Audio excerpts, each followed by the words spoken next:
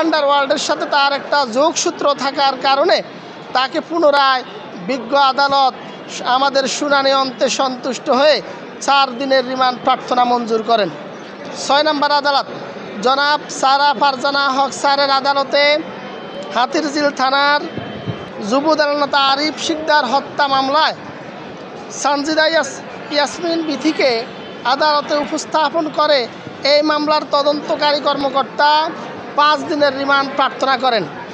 আমরা রাষ্ট্রপক্ষে আমাদের যুক্তি উপস্থাপন করে বলেছি যে এই মামলার গুরুত্বপূর্ণ তথ্য উদ্ঘাটন, এই মামলার হত্যাকাণ্ডে ব্যবহৃত অস্ত্র উদ্ধার এবং আজকের যে আসামি তদন্তে প্রাপ্ত আসামি তার আয় ব্যয়ের অসঙ্গতি রয়েছে এবং রিমান্ডে প্রেরণ করা হলে সেখানে অনেক গুরুত্বপূর্ণ তথ্য উদ্ঘাটন হয়েছে।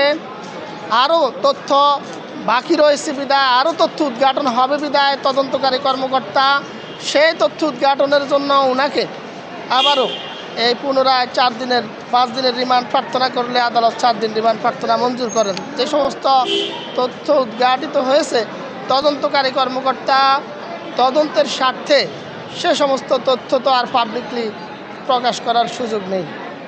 নিরাপত্তার খাতিরে সমস্ত বিষয় তদন্তকারী কর্মকর্তা এবং সরকার মাথায় রেখেই এই সামনে এগুচ্ছে।